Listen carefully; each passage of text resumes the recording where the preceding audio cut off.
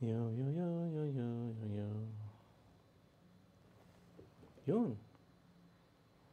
Masok din.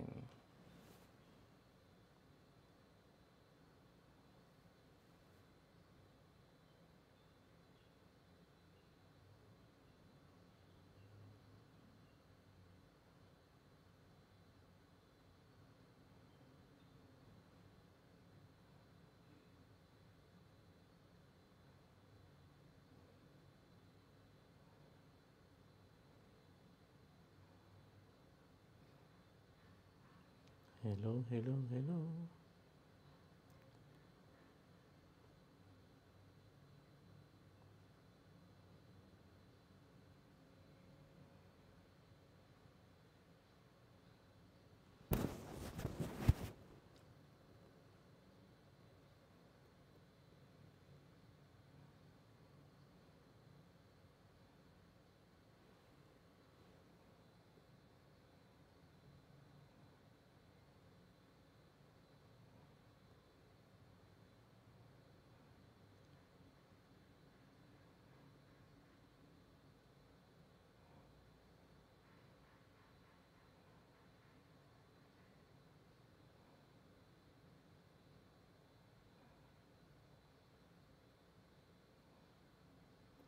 Mhm.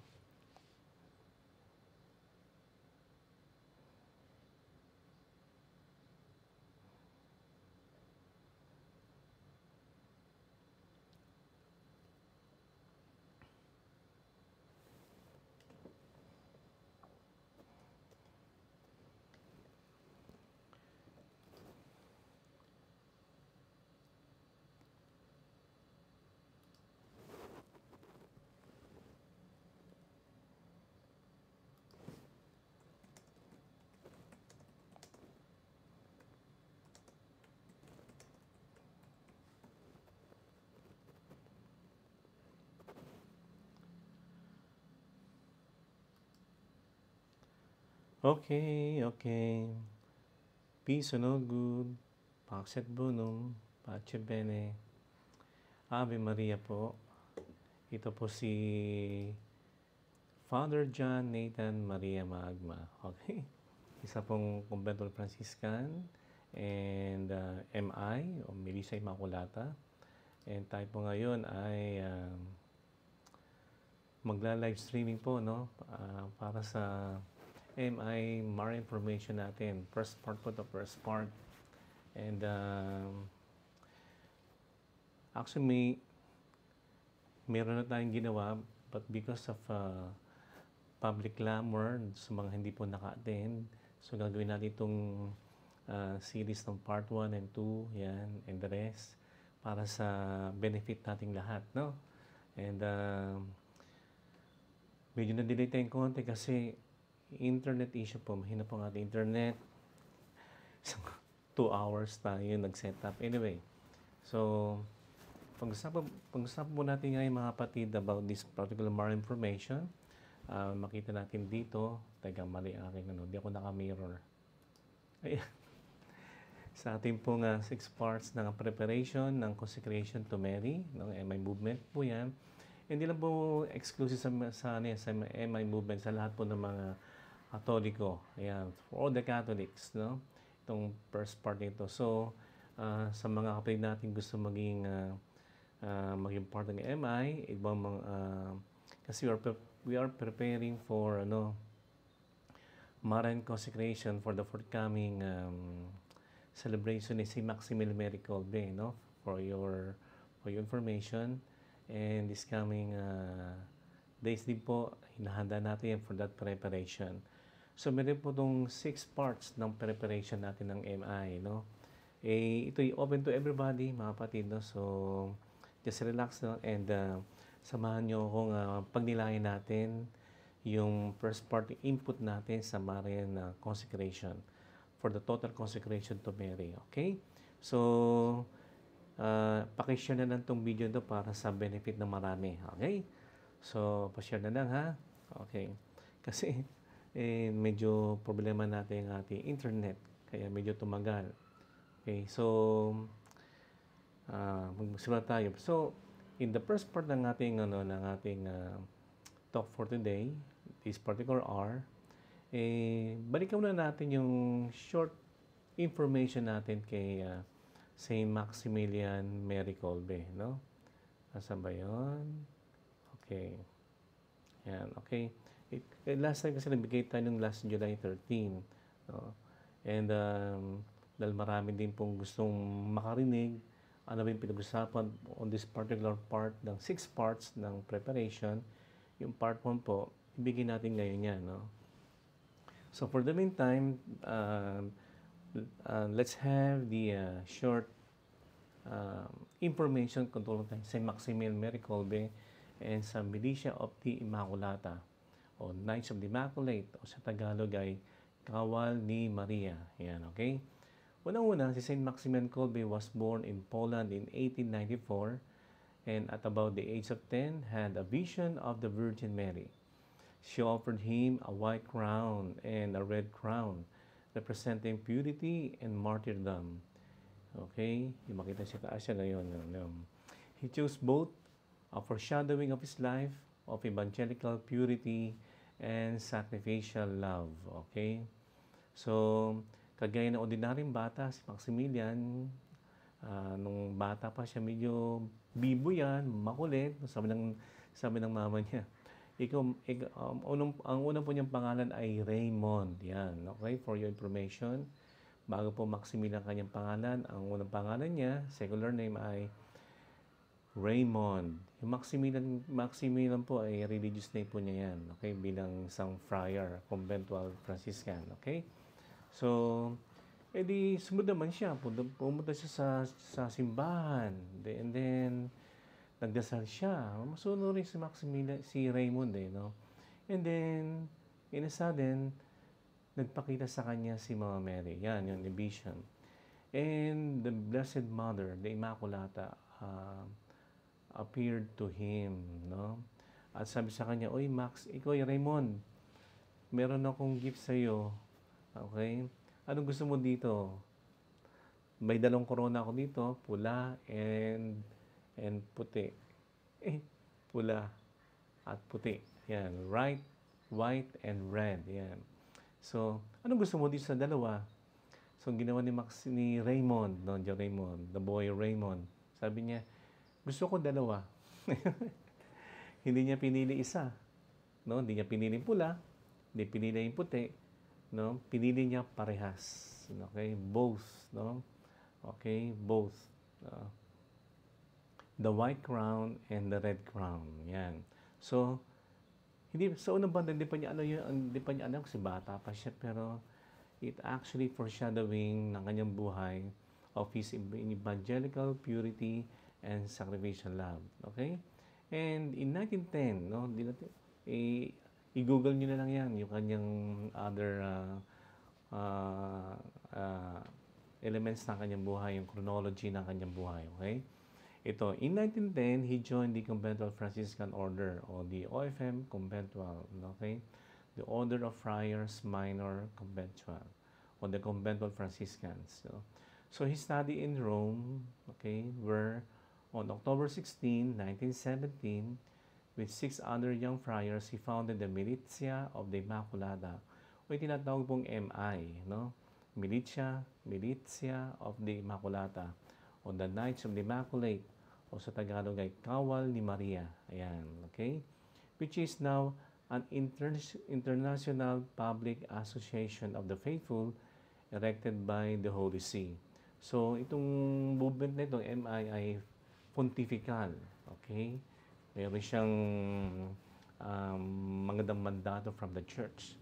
Kaya, it should be welcomed by parishes and dioceses with regards to this Marian movement. Okay? And itong Militia Immaculata, mga kapatid, is open. Okay. Yan. Mukhang delay yata yung ano. Anyway. So, itong MI is open to all Catholics of all walks of life. Okay. And promotes total consecration to Mary Immaculate as a most effective way to live one's baptism and confirmation. The MI encourages all people of goodwill to welcome Our Lady in their lives and develop a trusting relationship with her. The aim of MI is to win the whole world for Christ. Ayan pong ganda, no? Yan pong aim ng MI movement. To win the whole world for Christ through the Immaculata, Mother of God and of the Church. Okay? So, malinaw po yan, no? So, basahin nyo na maigi, no? Ang MI po, open to all Catholics. Even non-Catholics, gustong makilala at mayroong pagmamahal sa ina ni Jesus o sa ina ng Diyos, no? Okay? Because Mary, the Immaculate, is the most effective way to live one's baptism and confirmation. So the MI encourages all people of goodwill to welcome Our Lady in their lives and develop a trusting relationship with her. Okay? So, tanda natin, ang aim na po ng MI Melissa Immaculata, no, ni Maximilian, no, ay to win the whole world for Christ through the Immaculata, Mother of God. So, ang pinaka-spiritual project ni Maximilian to fulfill the wish, no, of the Immaculata, to win for souls. Okay, to win for souls. Okay? Mahina ang internet natin. Pasensya na mga kapatid, no? Alam ko nagbabuffer. Okay? Okay. So, ang pinaka-spirituality ni Maximilian Mary Kolbe ay Marian. Okay? Marian po ang spirituality. So, this time po, ako po yung parish priest ng St. Maximilian Mary Kolbe. So, ang pinakapangunahing spirituality ng parokya ay Marian because of his charism, inspiration, no? And motivation niya to fulfill the wish of the Immaculata. Okay? Yan po yun. And to move on, yan, ito yung binigyan natin last time eh. Dali lang ha. Mahina kasi internet. Mahina po kasi internet. Kaya ayos natin konti para medyo, yan. So, next slide natin, mga kapatid, no? Pangunahin kay Maximilian itong Miraculous Medal, mga kapatid, no? Itong Miraculous Medal. Dalawa na yan. Okay? Sabi nga sa kanya, I have always bullets in my pocket. Yan, no? Favorite niya yan, eh, no? Kasi maganda kanya reflection dyan. So, let's move, mga kapatid, and pati matapos ka agad, baka iwanan nyo ako, eh, no? Maya, iwanan nyo ako mag-isa, eh, di, wala na. Hindi ako na lang mag-isa, no? Okay. Okay, let's move. The School of the Word o Lectio Divina, no? So, pag nilayan natin ngayon yung sa ating itong particular part 1 ng Lectio Divina, medyo mga pati itong outline ng ating tinatopic natin ngayon ay in-extract na natin to sa mga previews na binigay ng mga former friars tulad ni Father Andrew Datoy, no? Sa kanila po nga itong mga slides ito. And also provided ng ating national MI President, si Ate Jenny, itong outline nito, no? At ito yung makita nyo rin doon sa mahaba ho kasi ito. Ang ginagawa natin binabalangkas lang natin para mabilis tayo, no? Kinukuha natin yung pinaka fibers lang niya para makatch up natin ano yung puntos ng part 1 ng MI Marian Formation natin. Sige, let's continue. Sa Lectio Divina o the School of the Word, no? Itong pagnilayan natin itong John chapter 19 verse 25 to 27. With regards to consecration to the Immaculata in the spirit of St. Maximilian Kolbe. So, for Maximilian Mary Kolbe, no? How did St. Maximilian look at Mary? No? Anong pananaw niya kay Maria? No? Anong nakikita niya kay Maria? Anong vision niya kay Maria, no, sa ina ng Diyos, no? Ano ba ang sumasalamin sa kanya pag sinabing Maria at ano ba nakikita niya kay Maria, no? Again, sabi nga niya, it is invitation to all of us, Catholics, universal.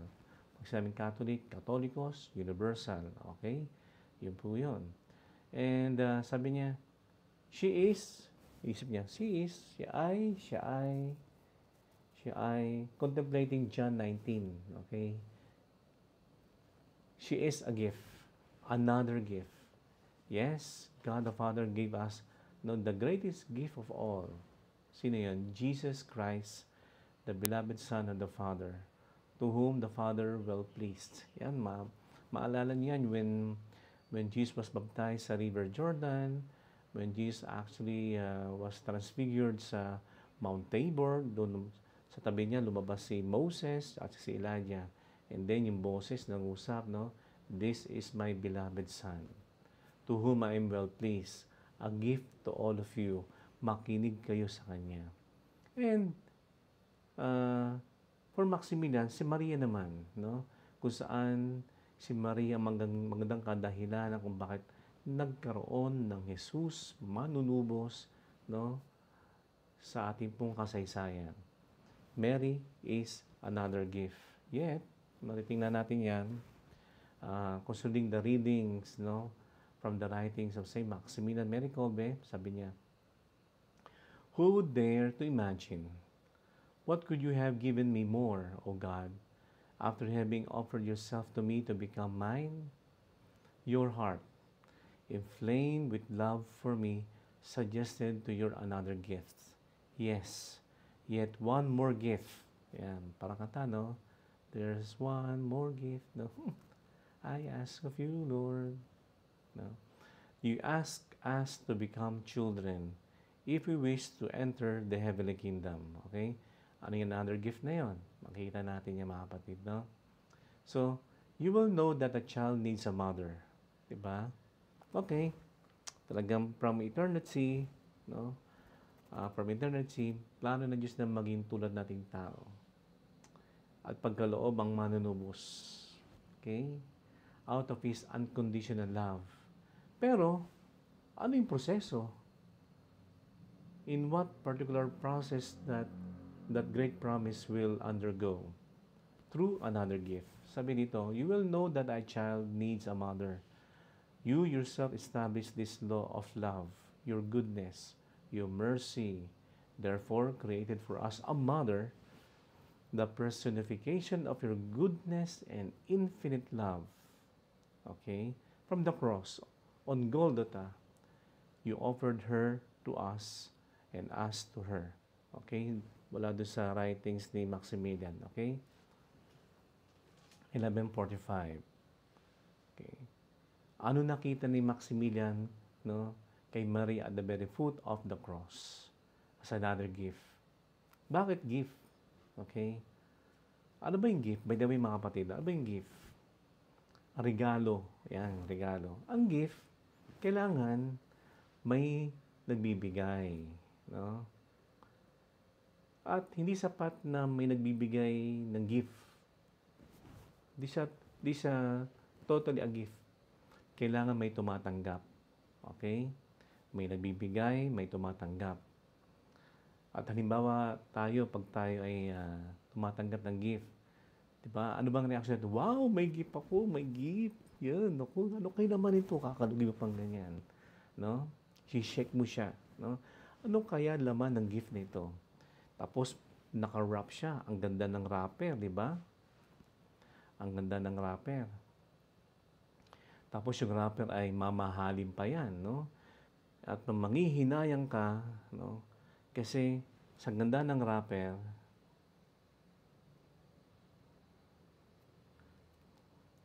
dahil sa ganda ng wrapper, parang ayaw mo punitin. Pero kailangan makita ano laman ng gift eh. So, ano gagawin mo doon sa gift? Na may magandang wrapper, may dedication pa, address to you, and everything, no? Ano gagawin mo? Naku, internet. Ang internet.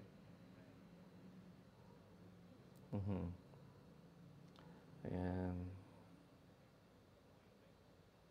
Okay, handay lang po biglang bumibitaw ho eh. Yan. Anyway, asa na ba ako? Ang ating kasi internet eh. Ba yan? Asa na ba ako? Anyway, so let's move. Ang gift, dapat may nagbibigay, may tumatanggap. At pag nakatanggap ka ng gift, ano gagawin mo? Kahit maganda wrapper, may dedication pa yan, may ribbon pa yan, mayroon pa yang, may card pa yan. Ang gagawin mo, pipilasin mo siya. Pipilasin mo siya. Para makita mo anong laman ng gift. So, si Maria, no? O, kung titingnan natin sa Jesus bilang pangunahing gift sa atin ng Ama. Ang plano niya yun eh. So, pag pinilas mong puso ni Jesus, yan, bilang gift, isang regalo, anong lalabas doon? Yung puso niya. Ano naman ang puso niya? Yung kaisa ng kanyang puso kung bakit nagkaroon ng Sacred Heart. Walang iba yung the Immaculate Heart of Mary. On the other side, no, another gift, si Maria, no? Isang regalo din ng Diyos sa atin. Pag binuksan mo si Maria bilang gift, pinipilas din siya. Di ba hanggang ngayon, talagang maraming tumutulig sa Kanya. At tayo, bilang mga Katoliko, pag sinabi Katoliko, laging nakadikit, no, yung Marian element. Yan, no? Being lovers of Mary, the lovers of the Mother of God, no? At ang tendency natin dyan, marami sa atin, natatahimik na lang. Kasi, hindi natin lubusang kilala si Maria. Okay? Limited ang alam natin. No? Pero, sabi nga, to know Mary is to know Jesus more. Kala natin, kilala natin si Jesus eh. Mas makikilala natin si Maria. Mas makikilala natin si Jesus kung makikilala natin si Maria. Yun, ganyan. Naging example ko na one time eh, na halimbawa, ngayong mga kaibigan ko, dumalo sa amin, sa tahanan ng aking mama, sa Taguig, no? Yung pagkakilala sa akin bilang Father John o Fra John, eh, quite limited kasi in certain things, in certain aspect, but once you visit, no, yung my parents' house, at nakausap ninyo ng aking mama, mas makikilala niyo ako ng lubusan dahil mas maraming story tungkol sa akin eh, no? Mas marami kang malalaman tungkol sa akin, no? Pag nagkwento ng aking mama, no? Pati yung aking mga kapalpakan, no? Yan, and everything. Mula na ako yung bata, no? So, ganun yan eh. So, kaya tayo mga kapatid, no? Si Maria, kung titingnan natin, another gift, pinipilas natin siya. Anong laman ng pagpilas, anong laman ng gift? Walang iba, yung kanyang kalooban na hindi hiwalay sa Diyos, ang salita ng Diyos. Kaya ang salita ng Diyos ay nagkatawang tao sa kanyang sinapupunan. No? Yan, okay? So, gift, may nagbibigay, may tumatanggap, at ang gift, pinipilas ang wrapper para makita ang pinaka-loob ng gift, para makita ang pinaka-essence ng gift. No? At ang essence ng gift, si Maria, walang iba, ang Diyos. Ang banal na kalooban ng Diyos, the very divine will of God. Okay? Yun. Okay? Okay, nagahang kasi part yung aking Pasensya na kasi mahirap talaga internet. Anyway. So the Bible tells us from the Gospel of John chapter 19, 25, 27 tells us yung magandang eksena kaganapan. Mary shared the same intensity of suffering at the foot of the cross. Okay? Kaya kay Maximilian talagang very dear sa kanya yung Miraculous Medal kasi at the back of the Miraculous Medal makikita nyo doon yung dalawang puso, no? Puso ni Jesus at puso ni Maria, no? Ayan, no? Okay? Makita nyo diyan the Sacred Heart of Jesus and the Immaculate Heart of Mary, no? makita ninyo na yung puso ni Jesus at puso ni Maria. So, si Maria ay she shared the same intensity of suffering at the foot of the cross. Okay? No? Ganda, no? Inseparable yung kanyang kalooban sa Panginoon Diyos, di hiwalay.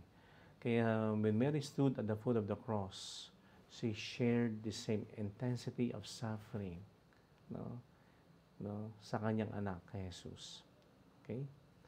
Yun po yun. Ganda, no? So, and that is what the soldiers did. Ano yung ginawa ng soldiers? Yung tinusok ng balaraw, yung puso, no? Hindi pala.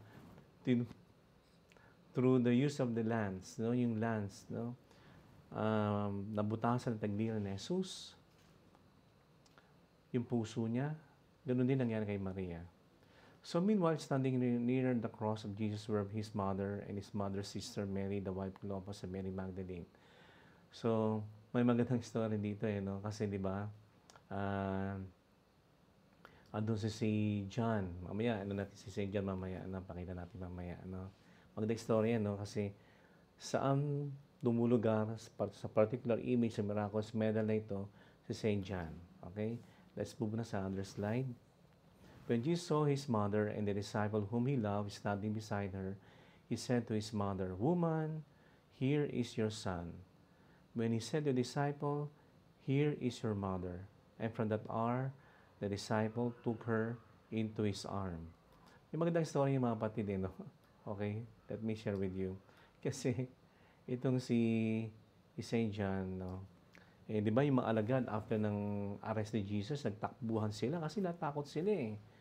Pero during the Last Supper, usapan nila nung binanggit ni Jesus na isa sa inyo, pagkakanulo ako, no? Ipamapatay ako. Yan. So, nag-react sila, yung mga alagad during the Last Supper. Sabi nila lalo si Pedro, sabi, "Lord, wala pwede gumalaw sa iyo ba? Magkakamatay mo na, maghahalo mo na ang balat sa tinalupan." No? And then, ano nangyari? Iniwan siya. Nagtakbuhan sila, natakot sila. No? Naiwan sa Jesus mag-isa. Sa Jesus. And then during the way of the cross, okay, pakinggan ito itong mga alagad, mga apostoles, ay sumusunod din, pero patago, ibang sumisilip lang sa magilid-gilid. Si Maria, no, yung nanay ni Jesus, and with the other women, no, walking behind, no, Jesus as he is carrying his cross. And naman naglalakad si Maria, itong si Saint John, for example, sisilip-silip, no, sisilip-silip. Nakita ni Mama Mary, sabi niya, "Oy Juan, oy John, ano ginagawa mo dyan? Ha? Halika nga din no, lumapit nga din Tatango-tango. Sabi ni Saint John, Ako? Oo, di lapit siya dyan, lumitaw siya sa kanyang pagkakatago. At kinalawit na ni Mama Mary si John.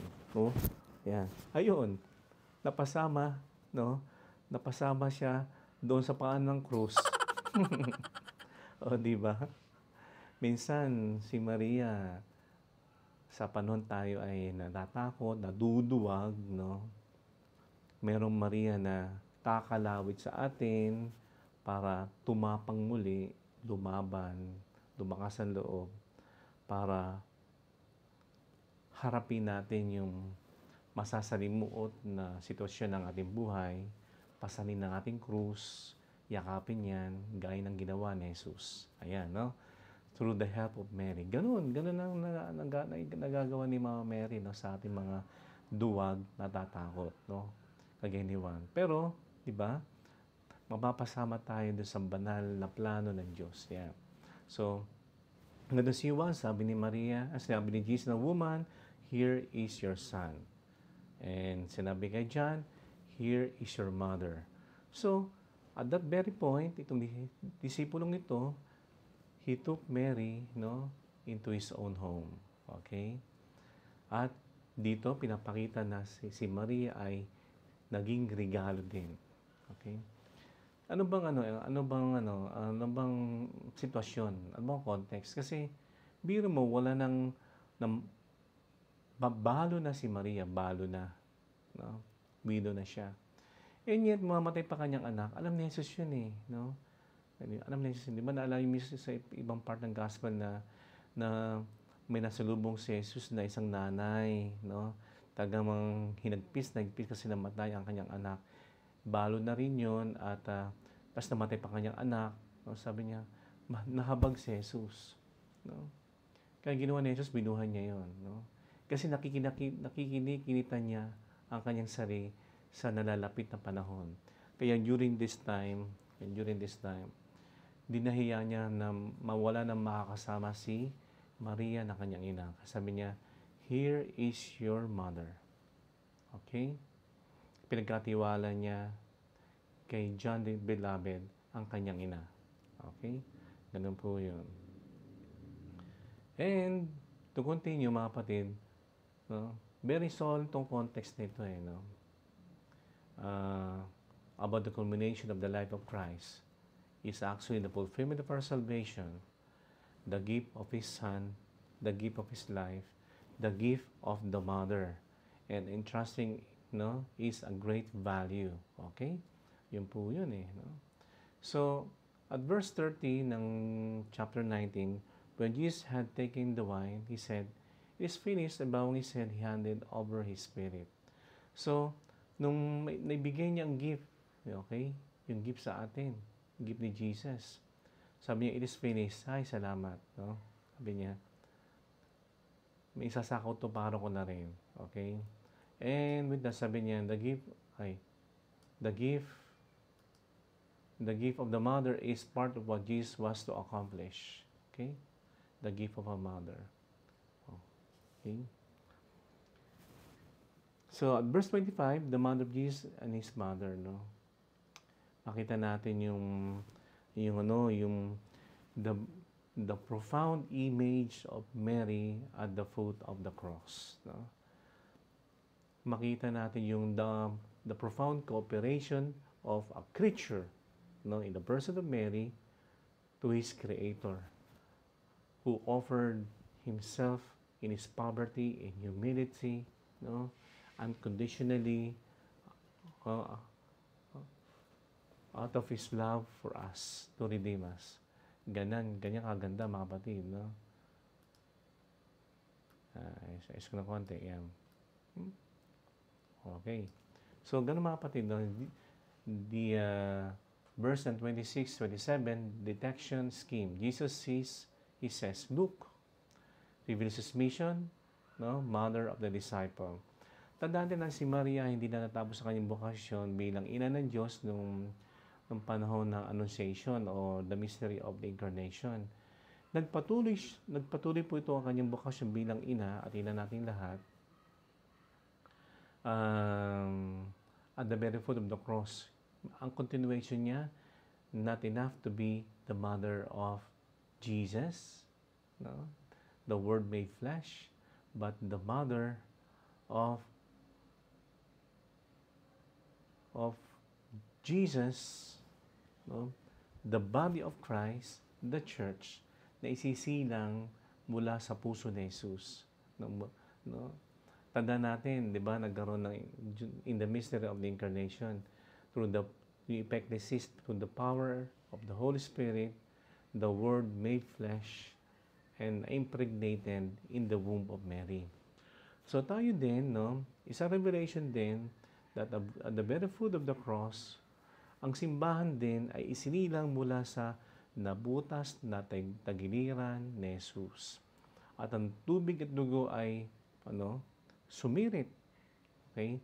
Natalampisikan. Yun. No? Si John and si Mary.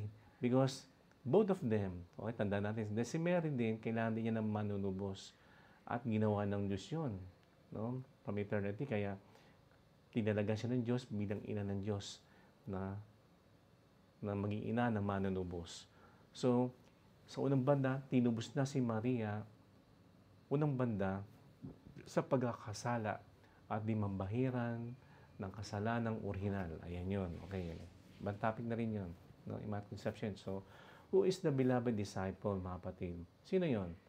Si John. Si John, Saint John the Beloved, no? Okay? So, makita ninyo, mga kapatid, no? Si Saint John the Beloved, the disciple, ay gumaganap at the very foot of the cross. Siya yung symbol ng bar. Ng bar, mga kapatid, no? Okay? Siya yung, yung alagad, no? The one who receives the word and obeys the commandments of Jesus. Okay?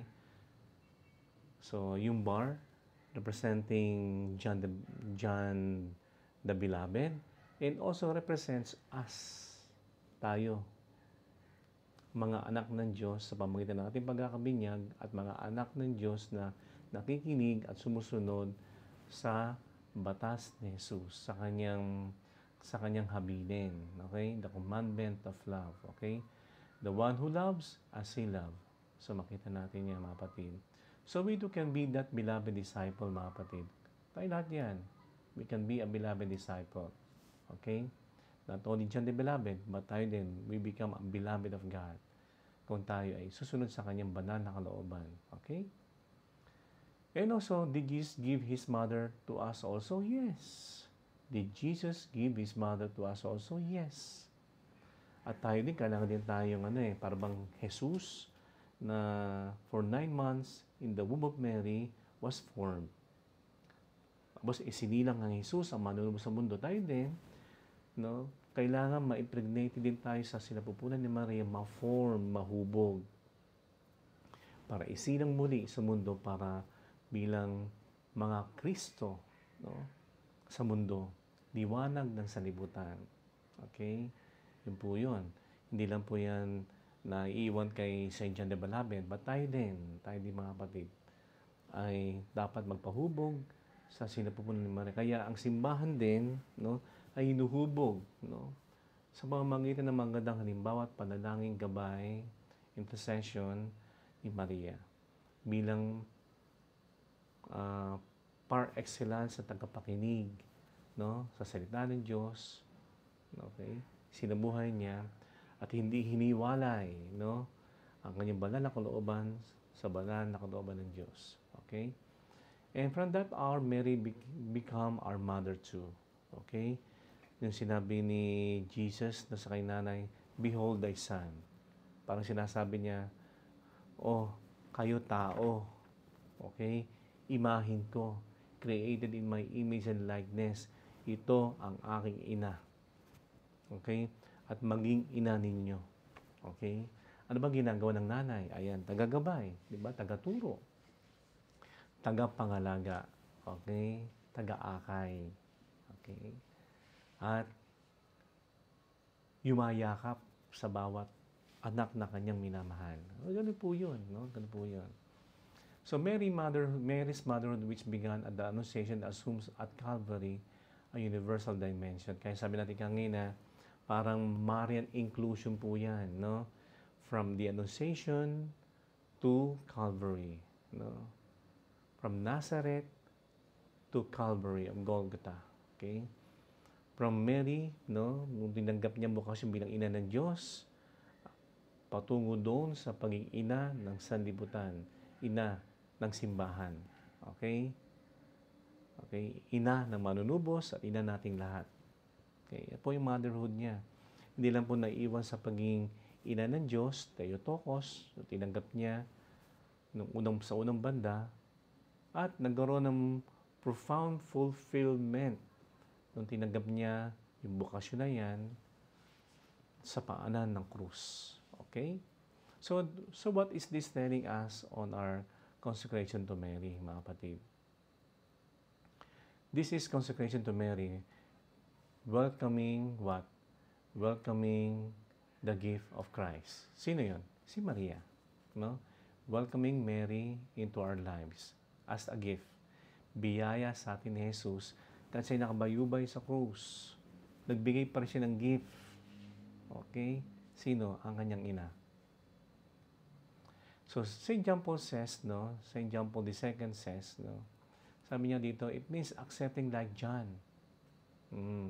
It means accepting like John, the one who is given to us anew as our mother. It also means taking the commitment to be conformed to Christ, putting ourselves at the school of His mother and allowing her to accompany us. Ito yung Ecclesia di Eucharistia, number 57.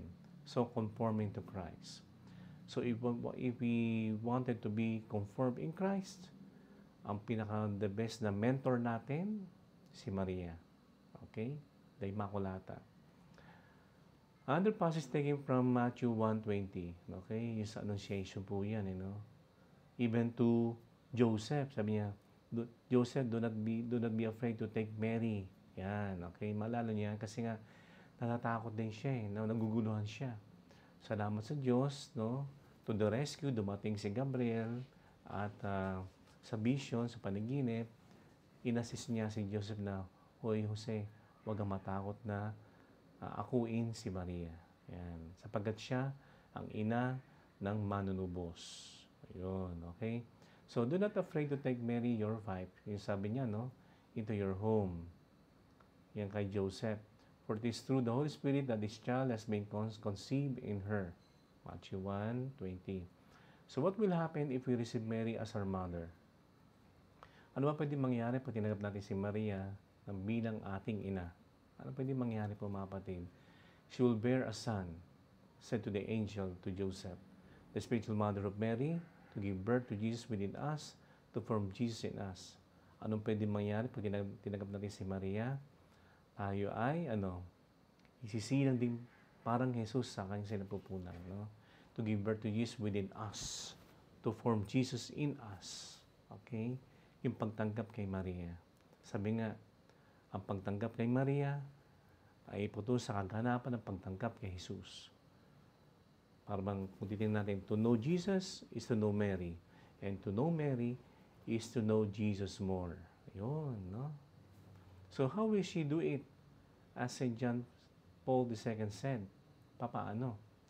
She will discharge, her ministry as a mother and train you and mold you until Christ is fully formed in you. Wow, beautiful, mga kapatid, Maganda, ulitin natin. She will discharge her ministry as a mother and train you and mold you until Christ is fully formed in you. Maganda, di ba? Yan yung message ni John Paul II sa World Youth Day. Okay?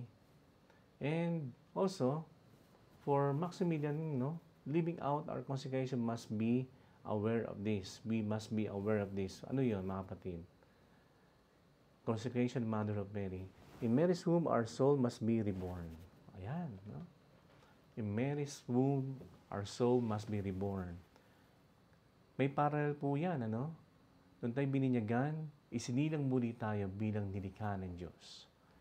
Ganoon din, in parallel to Mary, sa kanyang sinapupunan, sa kanyang womb, soul must be reborn after the form of Jesus Christ. Bakit po? Ano bang parallel ng dalawa? Parallel po niya, mga kapatid, ay the Spirit, the Lord, the giver of life, during the Annunciation, ang salita ng Diyos ay nagkataong tao. Okay?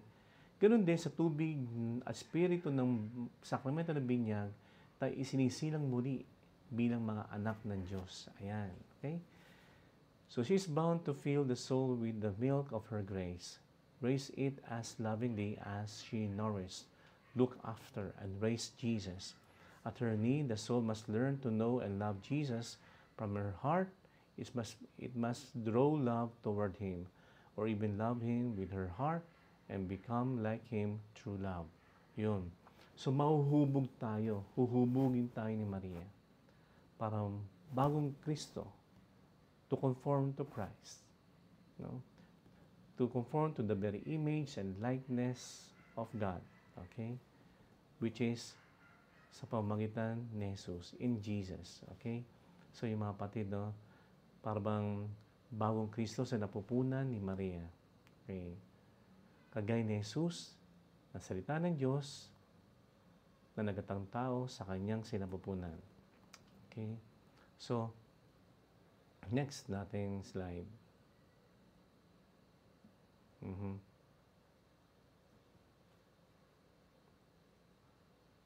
Ayaw. Ayaw eh. Eh, Yun.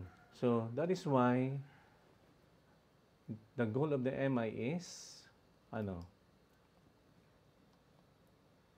to let her into your hearts, no?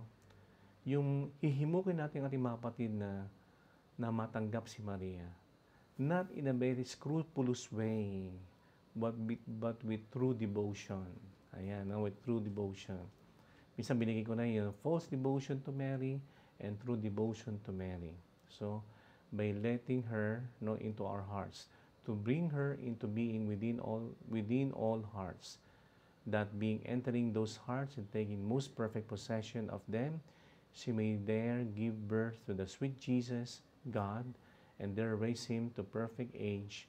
What a beautiful mission. Is that not true? The elevation of man to the God-man, to the Mother of God-man. Ito writing ni Maximilian Kolbe. Malalim siya magsulat, no? Yan. So, ang tunay na pagtatalaga kay Maria, yung bang pagkasubuhay ng bagong Kristo sa ating pagkatao. Unang-unang banda, pagtanggap kay Maria.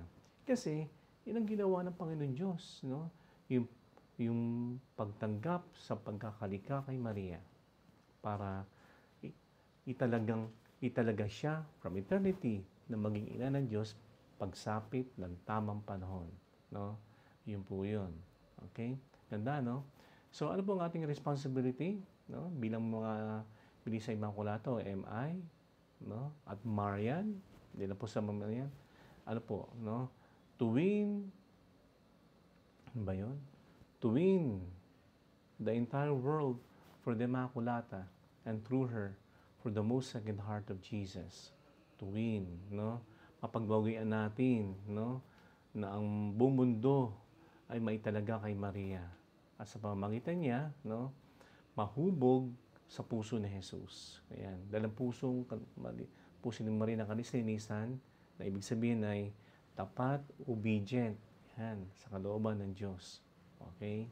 So, the Mother of Mary is not just given to us. Okay? It is also entrusted to us.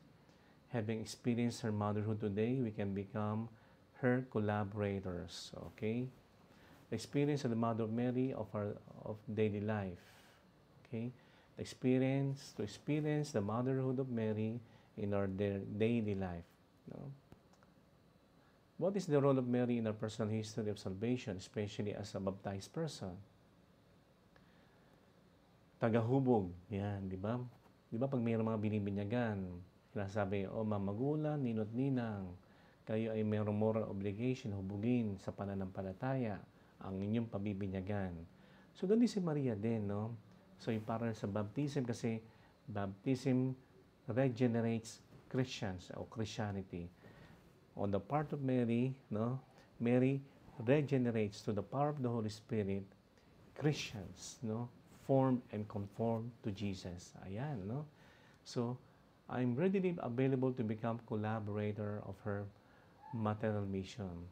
Pag collaborator, ibig sabihin may consent. Kailangan bukal sa loob mo. Malaya. Niloob mo. Kayong la volunta, the will, niloob. Ibig sabihin, walang nag-udyok sa'yo. No? Malaya mong ibinibigay yung sarili. Itinatalaga ang iyong sarili para maging ganap at tunay, no, sa iyong kalooban na magbigay ng iyong sarili. So, yan po yun. So, yan po yung natin. So, question natin, what is the role of Mary in a personal history of salvation?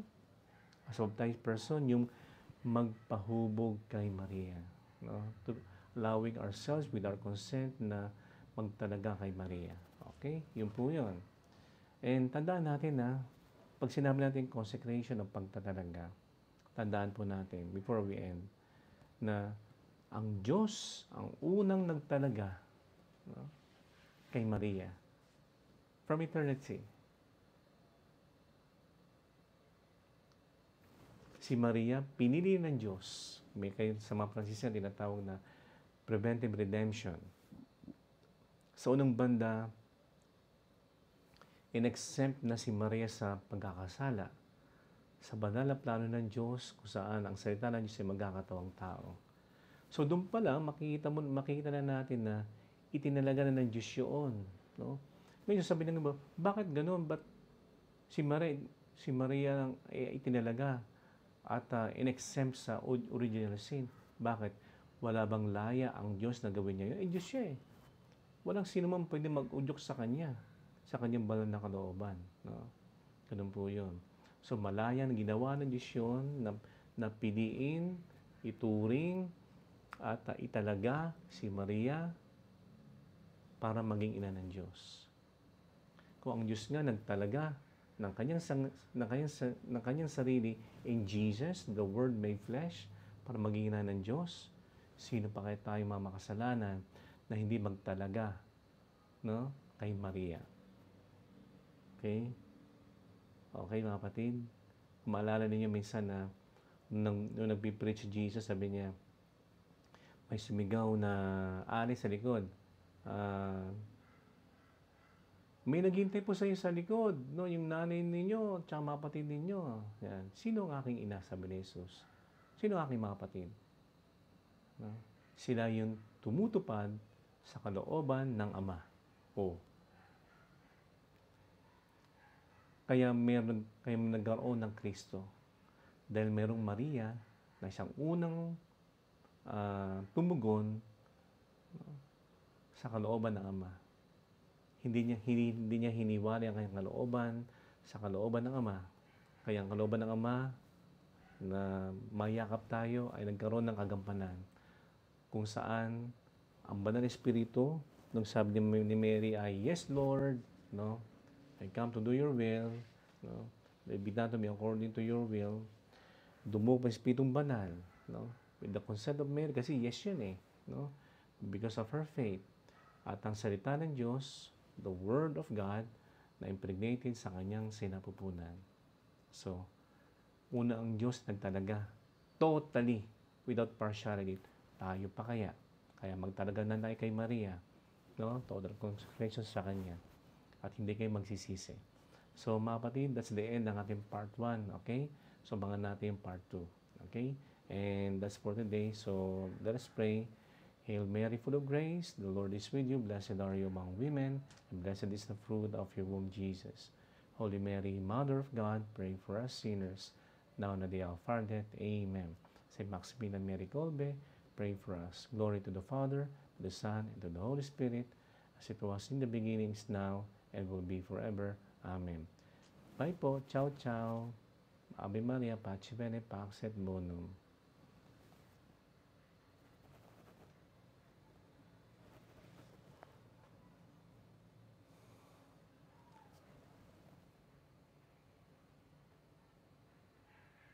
Hala, di na gumalaw.